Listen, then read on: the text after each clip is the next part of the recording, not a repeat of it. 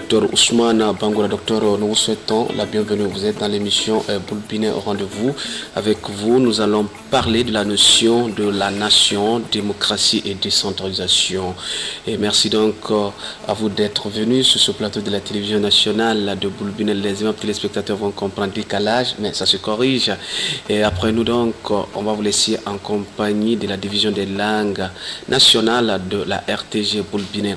Et docteur, sans plus tarder, quelle est ici la notion que vous pouvez donner, ou bien l'information que vous pouvez donner sur la nation? Bon, merci M. Koundounou de m'avoir invité sur votre plateau. Je pense que c'est trois thèmes, trois notions qui sont interreliées, qui sont très très intéressants dans le contexte actuel de notre pays. La nation, la Guinée forme une nation parce que nous sommes unis par un ensemble de relations.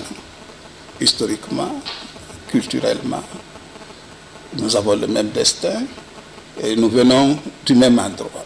Et nous vivons ensemble sur le même territoire. Donc nous avons des liens très forts les uns avec les autres. Cette nation, elle est jeune. Elle est très jeune.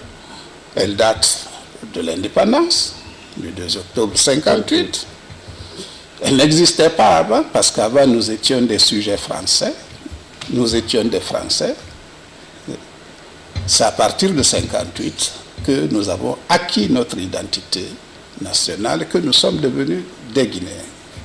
Et nous allons aussi s'intéresser à la nation de 58 à 1984. Tout à fait. Parce que la nation a subi beaucoup d'évolutions mal.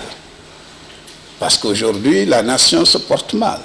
Et il faut avoir le courage de le reconnaître, que la nation ne se porte pas bien. À l'indépendance, c'est une nation multi-ethnique qui s'est créée. Une nation multiculturelle. Parce que la Guinée est une mosaïque d'ethnie et une mosaïque de culture. Mais ensemble, nous sommes reliés par les mêmes intérêts. Donc, au-delà des intérêts de chaque groupe ethnique, au-delà des intérêts de chaque classe d'âge, au-delà des intérêts de chaque des hommes et des femmes, nous avons un intérêt national commun. Et en 1958, cette nation qui était donc jeune, il a été demandé à l'État de former la nation. Ailleurs, en Europe, la nation a précédé l'État. Chez nous, l'État précède la nation et donc l'État a le devoir de former cette nation. Et c'est ce travail auquel se sont livrées les autorités qui nous ont conduits à l'indépendance et qui ont pris les rênes du pays le 2 octobre 1958.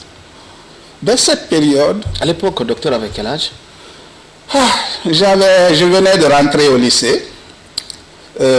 C'est l'année là où je suis rentré au lycée classique de Donka. Et j'avais 12 ans. Nous sommes la génération de l'indépendance. Nous avons suivi le développement du pays. Puis nous sommes devenus aussi des acteurs de ce développement. Et maintenant, nous nous apprêtons à passer la main à nos enfants pour qu'ils reprennent le flambeau et qu'ils le portent encore plus haut que par le passé. On revient en arrière. On était sur la nation, voilà. Et le démarrage de la nation. On retient qu'elle a démarré en 1958. Elle a démarré en 1958. Et dès cette période, il s'est imposé à nous de créer des liens plus forts entre les différents groupes qui existaient dans le pays. Et ce travail... Donc il fallait fédérer tout le monde. Il fallait fédérer tout le monde. Il fallait créer une identité nationale qui soit au-dessus des identités particulières et qui permette d'asseoir l'indépendance. Parce que l'unité est extrêmement importante dans notre pays. Tout ce que nous avons gagné historiquement parlant. Mais attends, docteur, l'indépendance, elle n'était pas fragile après le 2 octobre, hein? L'indépendance, après le 2 octobre, ça n'a pas été facile de la maintenir. Et je pense que les jeunes doivent... C'était un bijou. Oui, c'était un bijou. On se régalait d'être libre. Oui. D'être libre parce qu'on était colonisé et la colonisation n'est pas une bonne chose. La colonisation est un crime contre l'humanité. Nous étions humiliés, nous vivions dans l'indignité et donc la liberté reconquise était vraiment de la joie. On était content d'être libre. Très content. Très content d'être libre et aussi très content parce que l'indépendance de la Guinée... jeune, la fougue était là. Oui, nous étions vraiment contents et il y avait beaucoup d'espoir. Ça, je dois insister là-dessus, il y avait beaucoup d'espoir. Espoir que le pays allait se porter mieux, espoir que le pays allait accélérer son développement. À l'époque, on parlait de modernisation, on ne parlait pas de développement encore, on parlait de modernisation. Espoir que chacun allait trouver son compte. Et justement, c'est parce que chacun avait ses propres ambitions, ses propres orientations, ses propres attentes, c'est là où il y aura des problèmes. Parce que ceux qui étaient dans l'administration rêvaient de remplacer l'administrateur blanc, ceux qui étaient commerçants rêvaient de remplacer les maisons de traite européennes qui étaient là, ceux qui étaient sous-officiers ou simples soldats dans l'armée espéraient avoir des galons et remplacer les colonels et les généraux blancs. Donc chacun avait réellement ses ambitions et ses attentes vis-à-vis de... Et ça, c'était les propres ambitions, hein? Oui, c'était les propres ambitions. Bon, il y avait aussi des ambitions pour la nation. Et le PDG, je pense, était porteur de ces ambitions nationales. L'intérêt supérieur de la nation d'abord. Voilà. Demandait de mettre l'intérêt supérieur de la nation devant, surtout qu'à l'époque, quelque temps avant l'indépendance, il y avait eu des troubles, il y avait eu des bagarres. Des incompréhensions. Des incompréhensions. Le colonisateur avait voulu mettre sur le compte d'opposition interethnique, mais en réalité, c'était des oppositions partisanes. C'était entre partisans du BAG, de la DLG et les partisans du PDG. C'était juste en avril-mai 1958. Donc, que nous ayons fait d'autres unités pour dire que nous allons tous aller à l'indépendance, c'était presque inespéré. Mais c'était vraiment la joie que nous ayons pu le faire. Et nous avons démontré à l'époque que nous avions le même destin. Et que malgré les différences qui peuvent exister de part et d'autre, nous sentons tous que nous avons le même destin et que nous allons devoir aller dans ce sens. Et donc, une fois l'indépendance acquise, les partis adversaires du PDG, qui avaient conclu un accord le 17 septembre 1958 pour qu'on aille ensemble à l'indépendance, ont décidé spontanément de fusionner avec le PDG. Donc le parti unique en Guinée n'a pas été une imposition. Le parti unique a été choisi délibérément, sans contrainte, par l'ensemble de la classe politique qui existait à l'époque. Alors, arrivé à l'indépendance, nous avons fait l'unité pour arriver à l'indépendance. Qu'est-ce que nous devons faire? C'est de consolider cette unité. Et donc, ça a été la première tâche, consolider l'unité et faire la nation.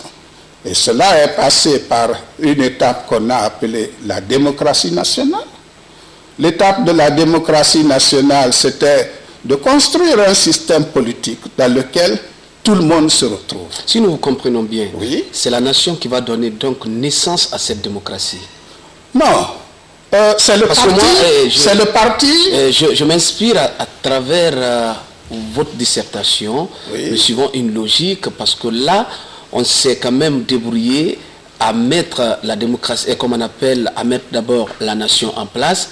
Pour consolider cette nation, il fallait également penser à la démocratie. Non, c'est le Parti démocratique de Guinée, ça il faut le lui reconnaître, qui va être l'artisan de la démocratie. De la démocratie nationale, l'artisan de l'indépendance. Parce que à la fin de la guerre, laissez-moi vous dire ça. Allez-y. À la fin de la Deuxième Guerre mondiale, quand la France a accordé les droits civiques aux populations des colonies, Donc, liberté d'expression, liberté d'association. Les partis politiques se sont formés. Et ces partis politiques se sont formés sur les restes des associations ethniques qui existaient. Ces associations ethniques ont décidé de fusionner dans le PDG, dans une première étape. Par la suite, la France est venue pour disloquer cette unité. Et le gouverneur Roland Pré, qui était là de 48 à 51, avait pour mandat justement de recréer ces associations ethniques et de faire dissoudre le PDG. Il a pris des dispositions pour affecter dans d'autres territoires tous les dirigeants du PDG. Il est allé jusqu'à interdire en 50 les réunions du PDG. Et donc les associations ethniques qui préexistaient en 47 se sont reformées. C'est à partir de 51, 52, 53 que le PDG est revenu à la charge pour refédérer tout le monde dans son sein. Et ce travail-là s'est fait progressivement. D'abord, il a pu avoir les travailleurs, puis ensuite les jeunes, puis les femmes, et ensemble maintenant ils sont allés vers le paysanat. Et en 1957, toute la Guinée, quelle que soit la région, c'est parti de la Basse-Guinée, puis la Forêt, puis la Haute-Guinée, puis le Fouta, tout le monde était maintenant embarqué dans le PDG. Et les partis adverses qui existaient étaient très minoritaires. Les élections de 56 et de 57 l'ont montré, ils étaient devenus très minoritaires. Et donc, le choix qu'ils ont fait, c'est de rentrer dans la dynamique d'union.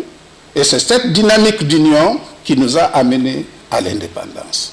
Donc, une fois l'indépendance acquise, le travail qu'il y avait à faire, ce n'était plus de redisloquer le monde, c'était de mettre encore le monde dans le même moule et d'essayer d'avancer ensemble. C'est là l'origine de la démocratie nationale. Mais en même temps, la démocratie nationale avait un autre impératif. La France n'acceptait pas l'indépendance de la Guinée. Jusqu'à aujourd'hui, elle ne l'accepte pas d'ailleurs. Elle n'acceptait pas l'indépendance de la Guinée et donc il y avait beaucoup de problèmes, beaucoup de subversions. Et donc, beaucoup de problèmes. Est-ce que c'est cette démocratie qui vous a aidé, qui a aidé le peuple guinéen à trouver solution à ces problèmes? Tout à fait. Oui. Comment? C'est parce que tout le monde au début s'est senti embarqué dans le tourbillon de l'indépendance. Si je peux expliquer de cette manière. Tout le monde s'est trouvé embarqué. La démocratie nationale permettait à chacun d'exprimer. À l'époque, les idéologies n'y avaient pas encore, ne s'étaient pas stratifiées encore. Et donc, ça a permis d'avancer, de résister aux assauts de l'ancienne puissance coloniale et d'avancer. Il y a eu beaucoup de mesures qui ont été prises pour renforcer cette nation, à travers la Constitution, à travers le parti unique, aussi à travers des mesures institutionnelles qui ont été prises. On a chanté, on a dansé l'unité nationale, on a chanté la nation guinéenne, on a favorisé les mariages interethniques, parce qu'avant c'était très difficile. On a favorisé les mariages entre hommes de caste et les autres qui étaient des gens considérés libres. Donc voilà autant de mesures qui ont été prises. Les fonctionnaires d'autorité ne pouvaient pas servir dans leur région d'origine, ils devaient servir ailleurs. Les agents de police, les gendarmes et autres devaient servir dans d'autres régions. Voilà autant de mesures qui ont été prises pour consolider la nation. Et ces mesures ont permis effectivement de résister aux assauts du néocolonialisme. Docteur Ousmane Bangoura est notre invité. Je rappelle d'ailleurs les aimables téléspectateurs, nous parlons aujourd'hui de la notion de nation, démocratie et décentralisation avec Docteur Ousmane Bangoura. Nous continuons toujours à parler de la semaine de PDG. Cette fois-ci d'ailleurs, ces émissions sont réalisées en différé. En temps normal, ces émissions devaient être réalisées au mois de mars, mais compte tenu de notre programme très serré, c'est pour cela que nous avons jugé donc nécessaire, en complicité d'ailleurs avec le parti même de différer ces émissions au mois d'avril. Si vous venez d'arriver, nous souhaitons la bienvenue. La bonne nouvelle, retenez que notre invité, avec lui, nous parlons de la notion de nation, démocratie et décentralisation. Docteur, on revient sur la dissertation. Allez-y, vous êtes docteur Ousmane Dangoura. Voilà. Mais malgré les efforts qui ont été pris, il y a eu des problèmes. Et les problèmes sont venus de plusieurs niveaux. Bon, c'est vrai, il y a eu des problèmes au niveau de l'État, parce que pour tenir la nation, il faut de l'égalité, il faut promouvoir l'égalité entre tout le monde, il faut gérer la diversité, il faut répartir les revenus ou les bénéfices de l'indépendance, il faut les répartir équitablement entre les différents groupes pour que chacun y trouve son compte. Bon, l'État n'a pas très bien pris en charge cet aspect, mais encore une fois, pas les hauts dirigeants. Quand je parle de l'État, il y a, vous et moi, les élites aussi. Vous avez parlé de la crème, hein? La crème. Mais la crème, en fait, commençons même par la classe moyenne jusqu'à la crème. Les gros problèmes de la nation, de maintenir la nation, viennent des élites, de la crème. Parce que ce sont les élites qui utilisent l'ethnie pour avoir le pouvoir. Ce sont les élites qui utilisent l'ethnie pour s'enrichir. Ce sont les élites qui utilisent l'ethnie pour acquérir de la gloire, pour acquérir des positions sociales.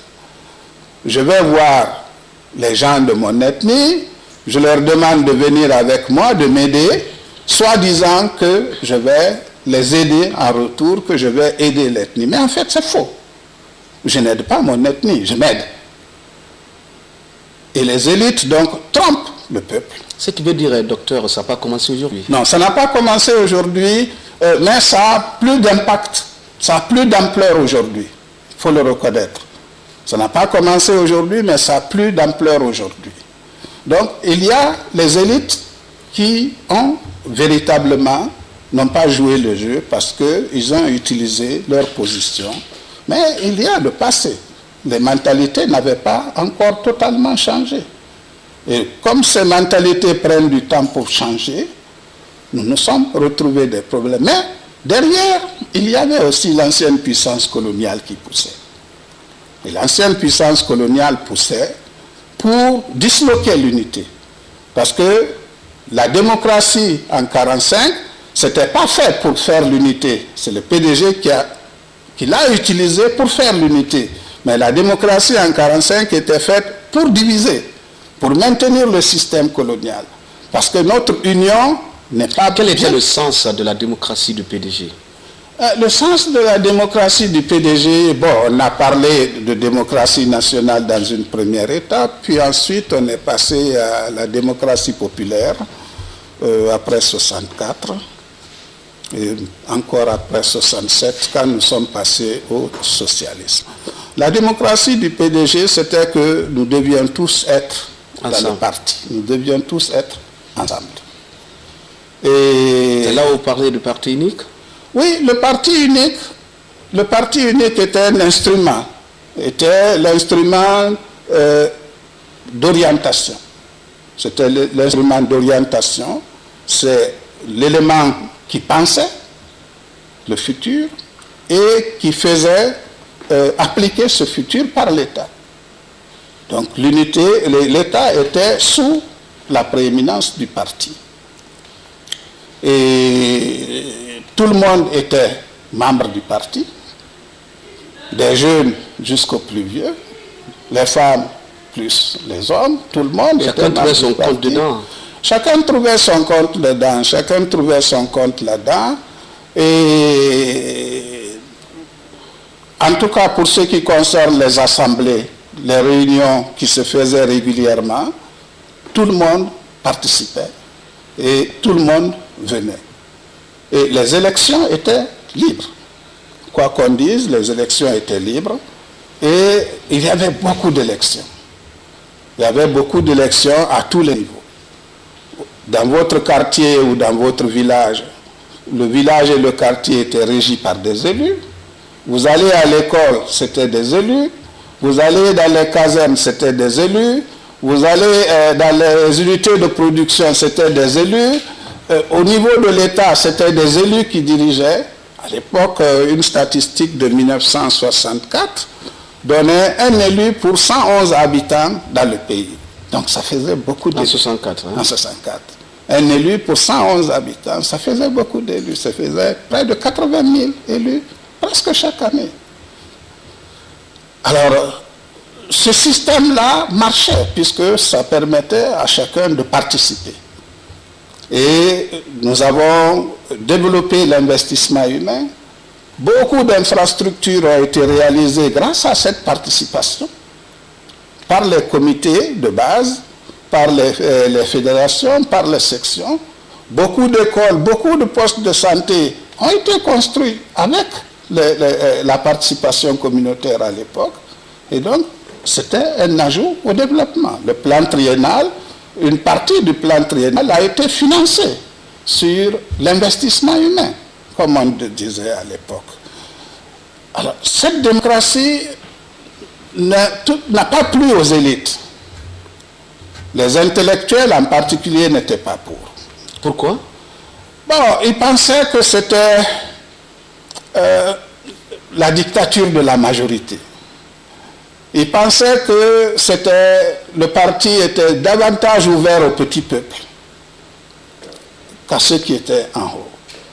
Et donc, eux pensaient qu'ils étaient marginalisés. Alors, c'est en grande partie ce problème-là qui va persister parce que... Et là, si nous comprenons bien, oui, les élites ne voulaient pas la décentralisation de la démocratie à la base. Hein?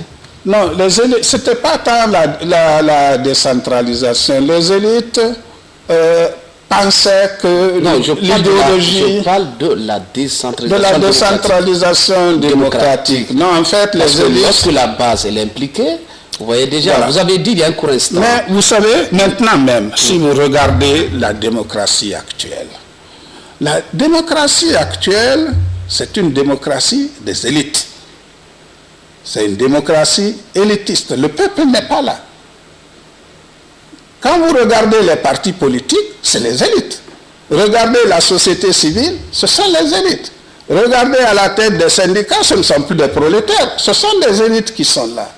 Le peuple ne vient qu'à l'occasion des élections. C'est uniquement pendant les élections qu'on fait appel au peuple. Une fois les élections terminées, et même les élections se font si mal, qu'on n'est même pas certain que c'est le bulletin de vote que vous mettez dans l'urne, ce sont les résultats là qui sortent et qui vous donnent les élus effectivement. Notre démocratie actuelle souffre de ce problème. C'est une démocratie véritablement élitiste, qui manque le peuple et qui ne fait pas appel au peuple. Aucun parti politique, il y en a qui ont des sections de jeunes, qui ont des sections de femmes, mais ça ne vit pas. Aucun parti politique n'a dans son programme réellement des activités pour les femmes, des activités pour la jeunesse, des activités pour le monde rural. Beaucoup ne vont dans le monde rural qu'à l'approche des élections. Certains même n'y vont pas. Donc, l'un des problèmes majeurs de la démocratie actuelle, c'est qu'elle est trop élitiste et qu'elle manque le peuple. Et elle est trop électoraliste. Elle est trop centrée sur les élections et ne s'occupe pas des autres aspects du développement. Et en particulier, la participation est manquée. Bien que la décentralisation avait pour objectif d'accroître cette participation. Bien que la décentralisation avait pour objectif de développer la démocratie à la base. Bien que la décentralisation avait pour objectif de faire en sorte que les actions de développement qui se déroulent à la base soient conformes aux aspirations de la population. On a pensé qu'en faisant participer les gens, ils connaissaient mieux leurs besoins et donc on pouvait mieux refléter dans les projets de développement ces besoins-là. Mais dans la pratique, ça n'a pas été le cas. Ce n'est pas encore le cas, pour beaucoup de raisons. Certaines raisons tiennent au pouvoir central. Que ce soit le régime de Conté, que ce soit le régime actuel, les élections à la base, on aurait dû avoir à la date d'aujourd'hui, si on suivait la Constitution, on aurait dû avoir 5 élections communales. On n'en a eu que 2. Donc ça veut dire qu'il y a un problème. C'était pas, avant on accusait Conté, mais actuellement aussi c'est la même chose. On n'arrive pas à avoir des élections communales. Donc on n'arrive pas à avoir à la base des gens élus qui soient les émanations de la population et qui donc travaillent avec cette population.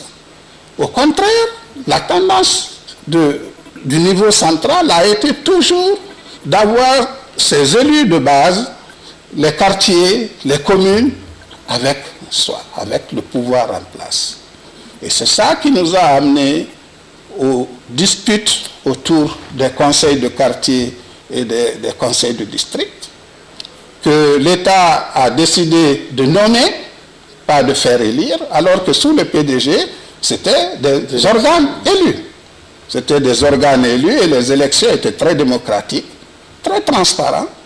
Il n'y avait pas... le financement, c'était presque nul et il n'y avait pas de contestation et le résultat était accepté. Mais l'avantage avec le PDG, c'est qu'il n'y avait qu'un seul parti, hein, le parti unique, parce que tout le monde était dans le même parti, et c'était facile à organiser les élections, et avec ça, nous parlons... Oui, avec même maintenant, même avec le multipartisme, avec ça, on parlait de démocratie. Vous voyez déjà? Non, même avec le multipartisme, je pense que s'il y a la volonté, nous pouvons organiser de bonnes élections à la base. Qu'est-ce qu'on nous dit? On nous dit il nous faut 300 et quelques magistrats pour superviser les élections. Mais en vérité, M. Koundouno, on n'a pas besoin du savoir d'un magistrat qui a fait 10 ans d'études de magistrature pour superviser une élection dans un quartier ou dans un village. Si on a un magistrat dans chaque région, dans chaque préfecture, c'est largement suffisant. On peut habiliter des gens. On peut écrire des procédures. On peut donner à des cadres qui existent dans les préfectures ou dans les sous-préfectures. Vous avez des enseignants, vous avez des médecins, vous avez des ingénieurs. On peut les habiliter en leur donnant des directives. On peut les habiliter à faire de bonnes élections à la base, à superviser les élections et à rendre compte à un magistrat qui se trouverait au chef-lieu de la préfecture. Donc la question des magistrats, pour moi, c'est un faux problème. C'est un faux problème et nous ne devons pas nous réfugier derrière ça pour ne pas organiser les élections à la base. Il faut qu'on le fasse. Et il faut qu'on simplifie le système électoral. Le système électoral actuel est trop complexe. Il est trop orienté vers les questions de technologie. Et comme il est orienté vers les questions de technologie, il coûte cher. Et comme il coûte cher, le prix, le coût n'est pas abordable par l'État lui-même. Et c'est peut-être, d'après moi, une des raisons qui font que, en dehors des élections présidentielles, les autres élections ne se tiennent pas à date. Parce que si l'élection présidentielle coûte 800 milliards de francs guinéens, l'élection législative 600 milliards de francs guinéens, les élections communales plus que ça. 800 milliards de francs guinéens, ça va nous construire des universités à Labé, à Zérékouré, à Kankan, à Kindia la même année. Et c'est ce montant-là qu'on met dans une élection présidentielle. Vous vous imaginez? Nous avons intérêt à simplifier le système électoral. Nous avons intérêt à réduire le coût de nos élections. Parce que si nous ne le faisons pas, actuellement nous perdons notre souveraineté à cause de ça. Puisque nous n'avons pas d'argent, nous devons tendre la main à ceux qui ont. Mais quand ceux qui ont de l'argent viennent, qu'est-ce qu'ils font? Ils nous imposent leur volonté. Ils nous disent, voilà, moi je veux que ça soit fait comme ça, et nous sommes tenus de le faire comme ça. Mais si nous faisons pendant le régime du feu président Ahmed Sékou, ce n'était pas le cas, non? Non, ce n'était pas le cas. Les élections ne coûtaient presque rien. Donc nous n'avions vraiment pas besoin de tendre la main à quelqu'un. Mais à l'époque, encore, il n'y avait pas d'observateurs qui venaient. Non, il n'y avait pas d'observateurs qui venaient. Mais est-ce qu'il y avait une crédibilité claire? Il y avait une crédibilité. Claire, il y avait une crédibilité. Il y avait une crédibilité et les élus étaient légitimes. Et comme les élus étaient légitimes, je vous assure que les élus avaient du pouvoir. le maire du district ou le maire du quartier avait plus de pouvoir qu'un ministre dans sa juridiction. Donc, il y avait la légitimité populaire. Et comme le pouvoir vient de la légitimité populaire, aujourd'hui, l'un de nos problèmes, c'est justement que nos élus ne reflètent plus la légitimité populaire. Parce que si vous êtes élu... Parce que nous, on a dit qu'avant, les gens s'arrêtaient, on vient en compte 1, 2, 3, 4, 5, 6, 7, 8, 9, 10. Maintenant, ce n'est pas le cas. Vous venez non, ce n'est pas maintenant. On met le bulletin. Même si on met le bulletin, il faut quand même simplifier le système électoral. Avant, on comptait. Mais quand on comptait devant tout le monde. Donc, il y avait la transparence. Vous ne pouviez pas dire, non, on m'a triché. Le bulletin nul. Non, il n'y avait pas de bulletin nul. Et ça, vous touchez un point important à propos du bulletin nul. Le système actuel manque 70%, 60 à 70% de notre population qui est analphabète. On ne tient pas compte dans le système électoral de la situation de ces analphabètes. C'est très difficile quand vous donnez une fiche avec 24 noms à quelqu'un qui ne sait pas lire et écrire et vous lui demandez de cocher. C'est de la mathématique. C'est de la mathématique pour les lycées et collèges. Les gens, ils se trompent. Donc ça fait beaucoup de bulletins nuls. Ensuite, on les dirige. On leur dit non, c'est ça qu'il faut faire. Donc ce qu'ils font ne reflète pas leur propre opinion, mais ça reflète l'opinion des autres. Et donc, on ne leur permet pas d'exercer leurs propres droits civiques. Donc, il faut simplifier le système électoral pour permettre à ces 60 à 70% de la population d'exercer leurs droits civiques, de voter réellement pour les hommes et les femmes qu'ils veulent choisir. Et comme cela ne se fait pas actuellement, nos dirigeants ont, d'une manière générale, une faible légitimité nationale. Et comme ils ont une faible légitimité nationale, ils vont rechercher la légitimité internationale. Ils vont rechercher la légitimité au dehors. Comme les gens interviennent dans le financement, ils deviennent des arbitres de nos problèmes. Et comme nous devons aller les voir pour trouver les ressources, pour trouver, même débattre ce que nous sommes en train, il n'y a pas de dialogue. Si l'ambassadeur de France, l'ambassadeur des États-Unis ne vient pas signer en dessous d'un dialogue que nous, Guinéens, nous organisons, vous pensez que ça, c'est une bonne chose? C'est totalement contraire à notre souveraineté. Nous devons nous asseoir, Guinéens, entre nous, débattre de nos problèmes sereinement. Prendre nos décisions et les appliquer sans le concours de personne. Et ça, je crois que c'est très important pour le futur de la nation. C'est très important pour notre État. C'est très important pour notre souveraineté. C'est très important pour notre développement. Les autres ne nous appellent pas pour venir arbitrer leurs querelles. Ils ne nous invitent pas pour signer sous les documents d'accord qu'ils établissent entre eux. Pourquoi nous allons le faire? Docteur Ousmane Bangoura est notre invité et ma téléspectateur. Avec lui, nous parlons de la nation, de la démocratie et de la décentralisation. Vous êtes bel et bien dans l'émission Boulbinais au rendez-vous. Docteur, quel était l'état de santé de la démocratie de 1958 à 1984 de façon concrète? Non, je vous ai dit que pour le gros de la population, la démocratie, c'était une bonne démocratie. C'était une bonne démocratie. Pour la minorité de l'élite, c'était une mauvaise démocratie. Parce qu'ils n'avaient pas... Ils ne se sentaient pas... pour eux, ils étaient marginalisés. Mais en réalité, beaucoup aussi se marginalisaient parce que beaucoup ne voulaient pas se mêler aux masses. C'est une tendance actuelle que moi, intellectuel, je pense que je suis trop haut pour aller assister à des réunions dans le quartier. Bon, on se met souvent au-dessus des masses. Mais ça ne plaisait pas aussi à l'ancienne puissance coloniale et aux puissances occidentales. Parce que comme je dis toujours, notre unité est un élément indispensable pour le progrès dans tous les domaines de notre pays. Mais donc, tous ceux qui ne veulent pas de ce progrès-là, tous ceux qui veulent nous retarder pour des raisons qui leur sont propres, cherchent à nous diviser. autant nous voulons nous réunir, autant nous voulons faire l'unité, autant ceux qui pensent que cette unité-là pourrait leur être défavorable vont tenter de nous désunir, de nous diviser. Donc l'ancienne puissance coloniale avait ce programme-là de division.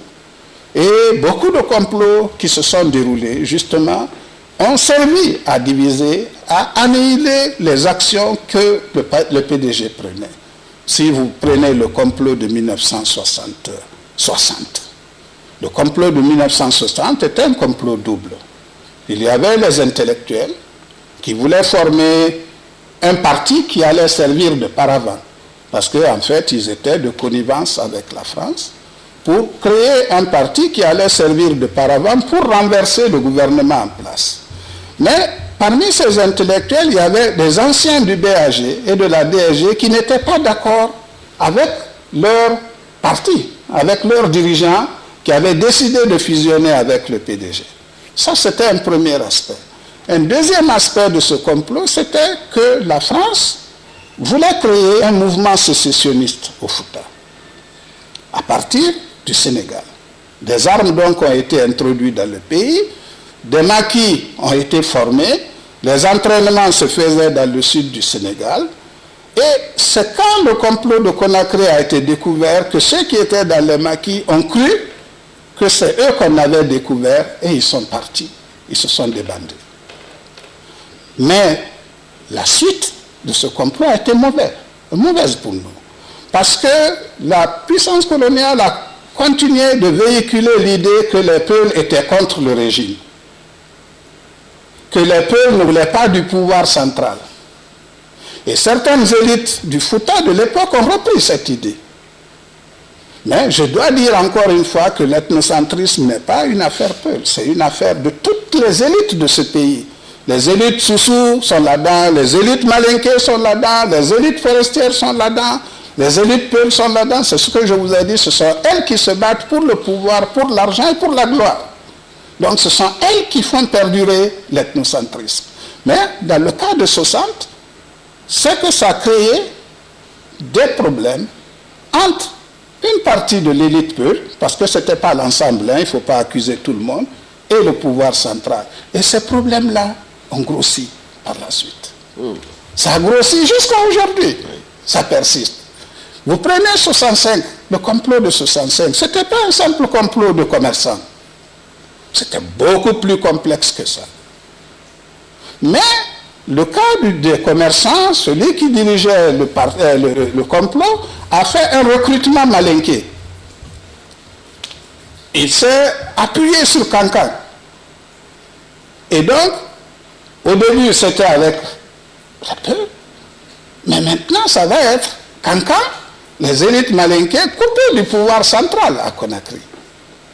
Alors, voilà autant d'éléments qui ont fait que, avec ces différents complots, la nation a eu beaucoup de problèmes. Et jusqu'au moment où nous sommes arrivés à la Deuxième République, où nous avons créé des partis politiques à base ethnique, ça a été la plus grosse erreur historique de notre pays.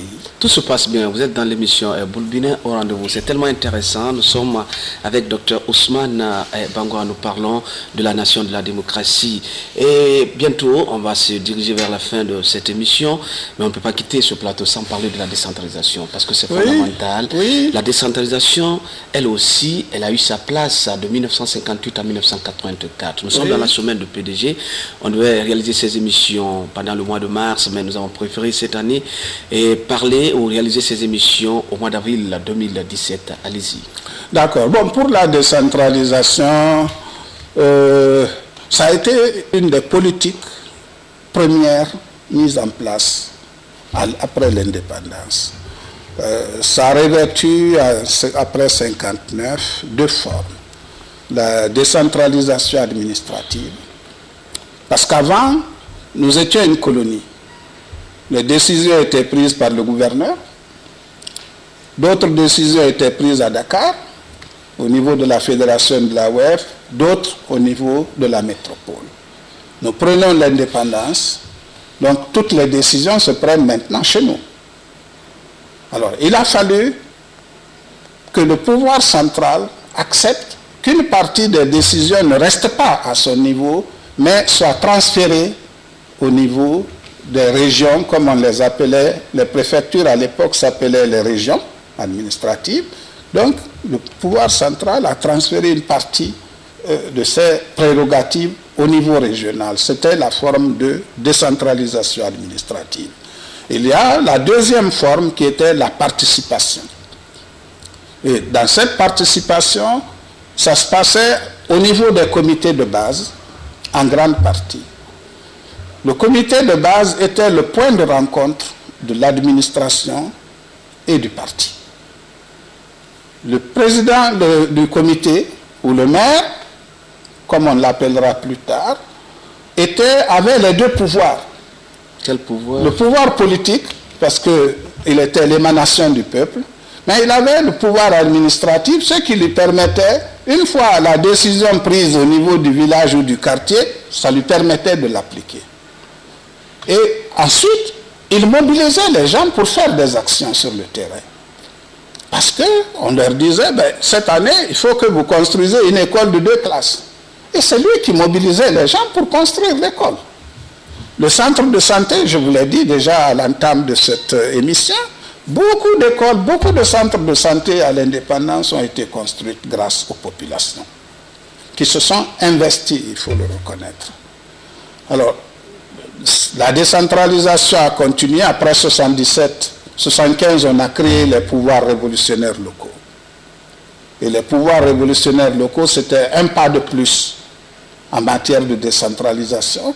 Et nous n'avons pas beaucoup de temps pour en parler plus longuement, mais ce que je peux vous dire, c'est que le modèle du PRL est un modèle, est une contribution à la réflexion sur le développement dans nos pays pauvres.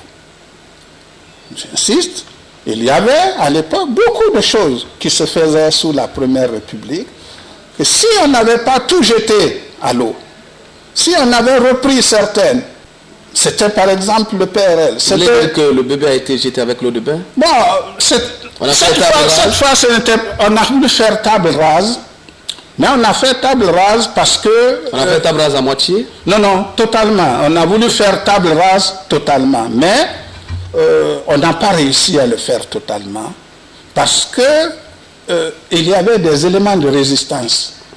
La mentalité des gens avait été formée de telle sorte qu'ils n'admettaient pas n'importe quoi. Aujourd'hui encore, le Guinéen ne parle pas comme les autres Africains. Il ne se comporte pas comme les autres Africains. Il est très soucieux de sa dignité, il est très soucieux de son indépendance. Malgré les problèmes que nous avons, c'est en haut. Ce n'est pas la base. Tous les problèmes guinéens, c'est en haut. C'est les gens d'en haut qui sont responsables des problèmes.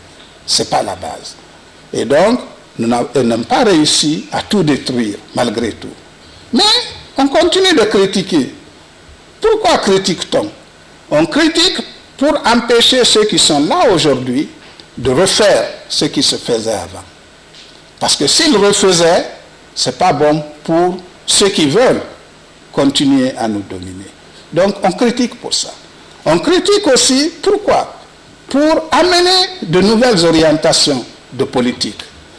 Si on veut faire du libéralisme, il faut forcément dire que le socialisme d'avant était mauvais. Si on veut faire d'autres politiques, il faut forcément dire que les politiques antérieures étaient mauvaises. Donc on a continué à critiquer ce qui se faisait sous le PDG pour ces raisons-là. Mais ce n'était pas parce que c'était fondamentalement mauvais. Il y a encore des choses que nous devons reprendre, que nous devons amplifier, que nous devons améliorer. Les FAPA, c'était la même chose. Si on avait suivi les FAPA, beaucoup de problèmes de l'emploi des jeunes aujourd'hui auraient été résolus. Nous avons des problèmes au niveau de l'agriculture. Mais l'un des problèmes majeurs dans l'agriculture, c'est les ressources humaines. Le paysan est analphabète. Il a des méthodes archaïques. Comment améliorer ces méthodes culturelles? Ça, c'est une question. Et l'idée du FAPA, c'était d'injecter dans le monde rural des jeunes d'un niveau de formation assez élevé pour qu'ils puissent comprendre les nouvelles technologies et les appliquer. Si on avait suivi ça, c'est très clair que probablement aujourd'hui nous aurions eu l'autosuffisance alimentaire, nous aurions entrepris de moderniser nos campagnes. Même chose pour les langues nationales. Notre pays n'a pas d'avenir sans l'enseignement des langues nationales. Ça, j'insiste là-dessus. Notre pays n'a pas d'avenir sans l'enseignement des langues nationales. Ce n'est pas parce que les langues nationales avaient posé des problèmes, qu'on avait été trop vite et que tous les moyens n'étaient pas là pour avancer. Ce n'est pas un argument valable. Chaque génération a le devoir de reprendre ce que les aînés ont fait. Moi, j'ai le devoir de reprendre et d'améliorer ce que mon père a fait. Mes enfants ont le devoir de reprendre et d'améliorer ce que j'ai fait de bien. Ça, c'est le devoir de chaque génération et nous devons arriver. S'il n'y a pas d'alphabétisation en langue nationale, nous allons laisser à la rade du développement 60 à 70% de notre population. S'il n'y a pas alphabétisation des femmes en langue nationale, l'autonomisation est impossible. Il faut que l'on dise les choses. Si nous n'arrivons pas à former nos enfants en bas âge, au moins les 3 à 4 premières années en langue nationale, ils ont des difficultés d'apprendre le français. Et on ne peut pas me dire, moi, qu'il faut obligatoirement que les enfants commencent par le français. Moi, j'ai appris l'anglais, j'avais 40 ans. D'autres, maintenant, qui sont dans des pays anglophones, ils apprennent le français à 30 ans, 40 ans.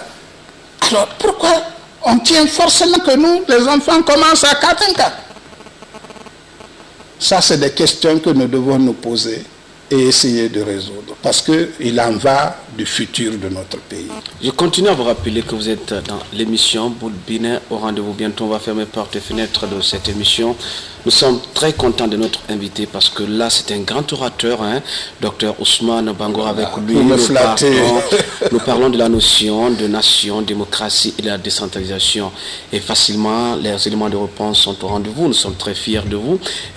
Docteur, alors pour se quitter, quel appel à lancer? Bon, l'appel que je peux lancer, c'est vraiment faisons l'unité. L'unité est indispensable à notre progrès. Il y a des choses que individuellement nous pouvons faire. Il y a des choses qu'au sein de différents groupes sociaux nous pouvons faire. Mais il y a beaucoup de choses que nous ne pourrons pas faire si nous ne sommes pas unis. Nous ne pourrons pas résister aux attaques de l'extérieur. Nous ne pourrons pas nous développer si nous ne sommes pas unis. Le développement sera extrêmement difficile. Et l'unité dont je parle, c'est non seulement l'unité à l'intérieur de la Guinée, mais aussi l'unité au niveau du continent africain. Nous avons un destin commun avec les autres pays. Nous avons des choses à faire ensemble. Ce que je peux faire seul ne suffira pas.